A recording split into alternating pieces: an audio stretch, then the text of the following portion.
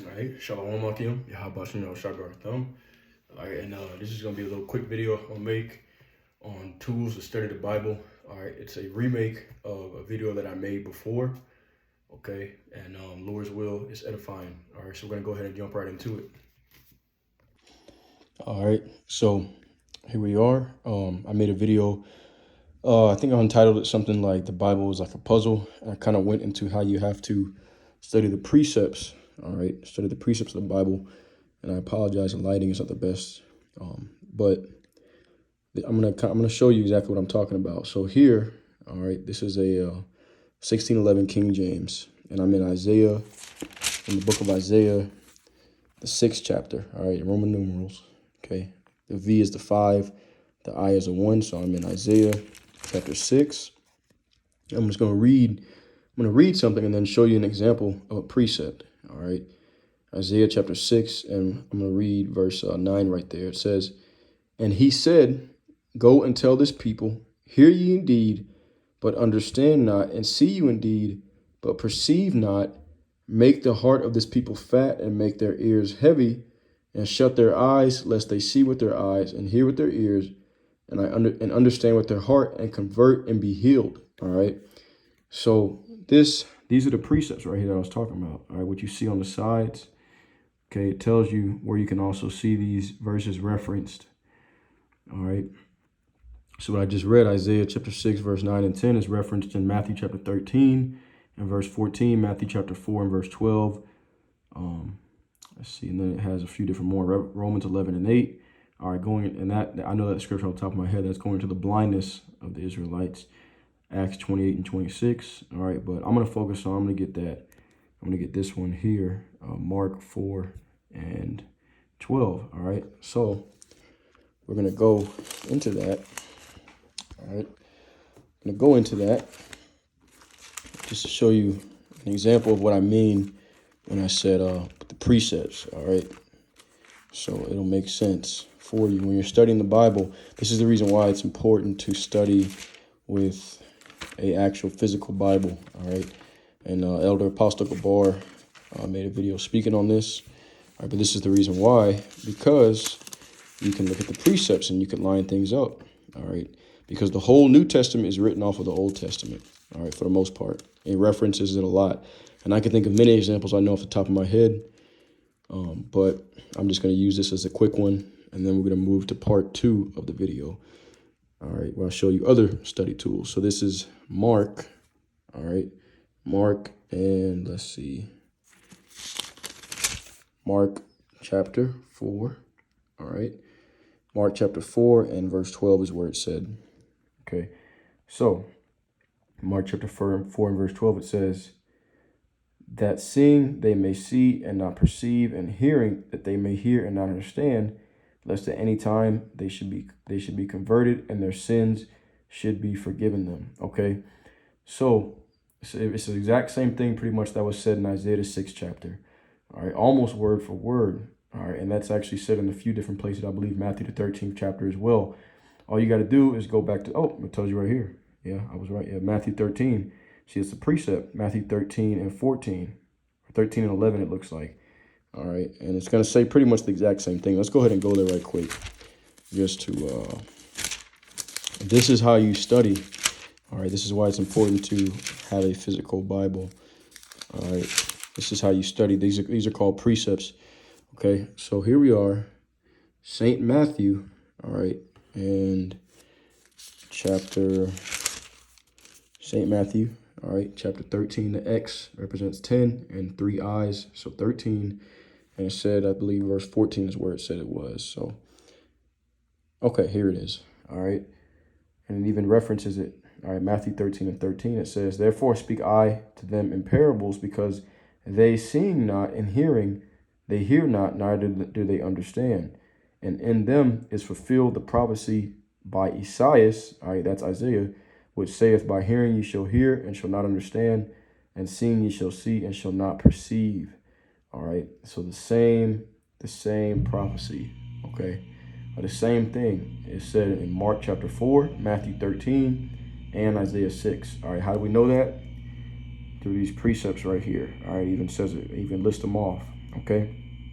So this is the way that you study the Bible. This is why it's important to have a physical Bible that you read. You know, of course, you see brothers out there on the highways and byways. Sometimes you read from the phone, but you know, when as Elder Apostle Gabar said, all right, when Jacob's trouble hits and the famine of the word, you know, and we suspect that the grid system is going to be shut off. There's not going to be cell phones to look up verses, so you're going to need to be able to find these verses in the physical Bible. All right, and also, you know, have notes or something written down. All right, so you can keep this word close to you. But anyways, on to part 2. All right, back from part 2. Part 2 of this short video, okay, tools on how to study the Bible. All right, so I have these 2 sites, okay, KingJamesBibleOnline.org, okay, and this is important because on here, all right, you have, you could search up words in the scriptures, like, for example, I search up the word fornicate. All right. You see. Oh, actually, I'll put fornicate. All right. Sometimes if you search the whole word, it can be too specific and it won't come up. But see, there you go. All right. So now it shows all the places where that word or a variation of that word come up in the scriptures, and then you could put Old Testament. All right, 5 results, and it shows you. Okay. Shows you all the places in the Old Testament. Then you can put the New Testament. All right. And it shows you all the places in the New Testament. 35 results. And you see the pages down here at the bottom, 2 pages. All right, 35 results. Okay. And then, let's see. Then you could put Apocrypha. All right. And 2 results for the Apocrypha. Okay. And then you could put all KJV books. Okay. And then it shows you all the books in the 1611 King James Version Bible. All right, it shows you where all these words are, and you could look up, I mean, pretty much anything. Let's see, I look up the word. Let me think. World. All right. Okay, so now it's 252 results. All KJV books. The word world comes up 355 times. Okay. You see, and usually it's automatically set in order by the book. All right, so you can see Isaiah 14, blah, blah, blah. All right, I'm going to skip from 1 to 12. And then at the end, it shows you the Apocrypha. Okay, so this is a good tool to study. All right, when you want to look up a certain keywords that you don't know what it is, you can go into the search bar here. You can type it in, and you'll be able to find the scripture most of the time that you're looking for. Or you can also just go to Google, type in the few words of the verse and put KJV behind it, and it's going to come up most of the time. And it's going to come up to this website. All right, once again, this is KingJamesBibleOnline.org. All right, so that's tool number 1.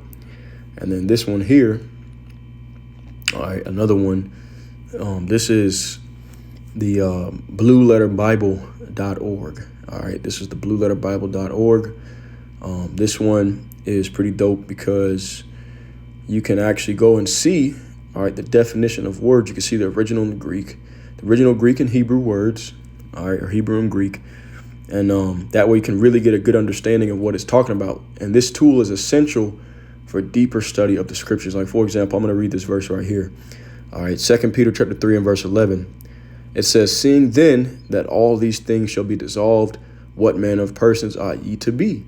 In all holy conversation and godliness." All right. So you see the word conversation. This is a pretty classic breakdown. All right. You see the word conversation. You go into the actual Greek word. All right. So it shows you all the Greek words here. All right. And then you can click on it, on the number. All right. It tells you the lexicon, Strong's G 391. And it's pronounced as anastrophe. Here's the original Greek writing, and you can even listen to the pronunciation of it. Strong's G 391. Anastrophe. Anastrophe. Okay, so you see anastrophe. All right, and then you can click on the root word, or etymology. All right, which is important. All right, and let's see what it says. You can get definitions on it. It says, to abide, live, overthrow, pass, return, to turn upside down, overturn, to turn back, It says metaphor to conduct oneself, behave oneself, or live. All right, so that's the root word, all right, which is similar but a little bit different, all right. So if we go here, same thing. This is the word conversation. This is the word it's translated from.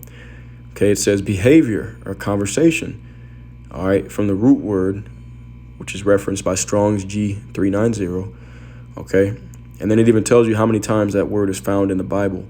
All right, 13 times. Okay, but only con with this one is it doesn't have the Apocrypha. All right, but it has all the 66. Okay, the rest, the Old and the New Testament.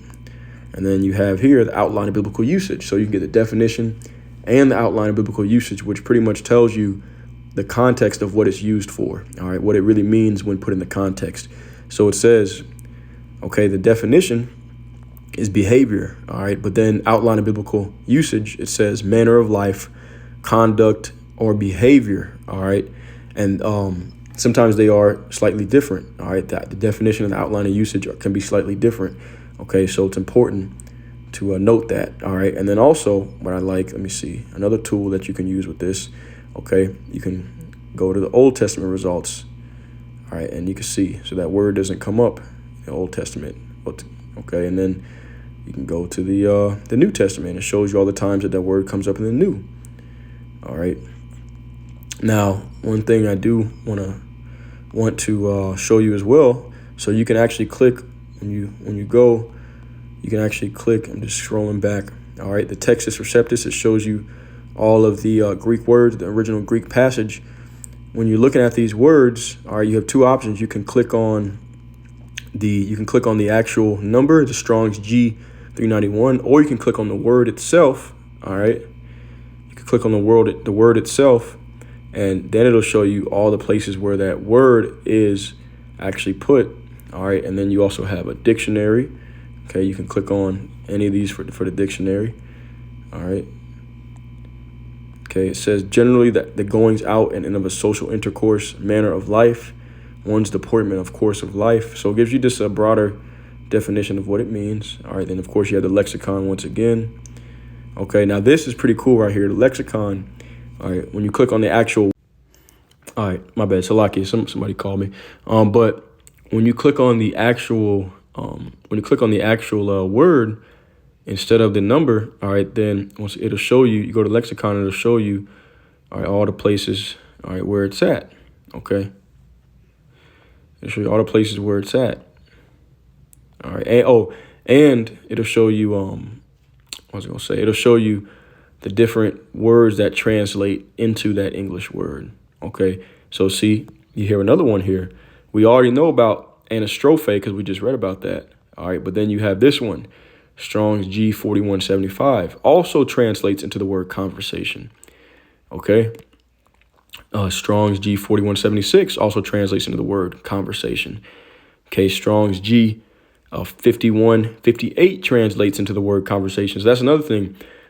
Christians don't really tend to go into this, so they don't understand, like, for the word, let me show, like, if I type in the word Gentile, all right, if I type in the word Gentile, let's see, okay, the lexicon, it has multiple words for the word Gentile, okay.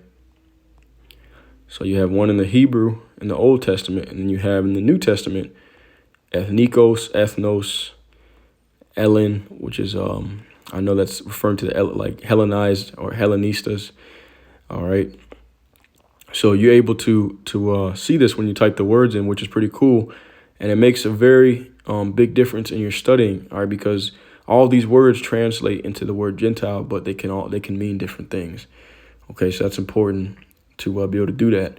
Let me see. I just want to make sure there's nothing that I'm missing. All right. So you see the word conversation is also in the Old Testament as well. All right. In Psalms 50 and 23. All right, let's see. So it's just cool. You're able to see all these things. You just play around with it. All right. In the Hebrew, that word conversation is translated from this word. Click on the number. Strong's H 1870. Derech. Derech. All right. And it says the definition: a custom, conversation, a course of life, or a mode of action. All right, let's see what it says for outline biblical usage. It says a way, a road, a distance, a journey, a manner. All right, direction, roadway, path, manner, habit, way, of course, of life, figuratively, of moral character. Okay, so it makes sense. Okay, and then of course, you got the root word, the etymology. So that's pretty cool. Now, another thing you can do. All right, let me see. I'm gonna go back. Another thing that you can do is you can click on a verse. All right, and then let me see. You click on a verse, and hang on, nope, that's not what I wanted to do. Salakia, bear with me. I'm trying to remember. This thing is very detailed, actually. It's pretty cool. You know what? This is on the website. There's actually an app, which I'm going to show you real quick.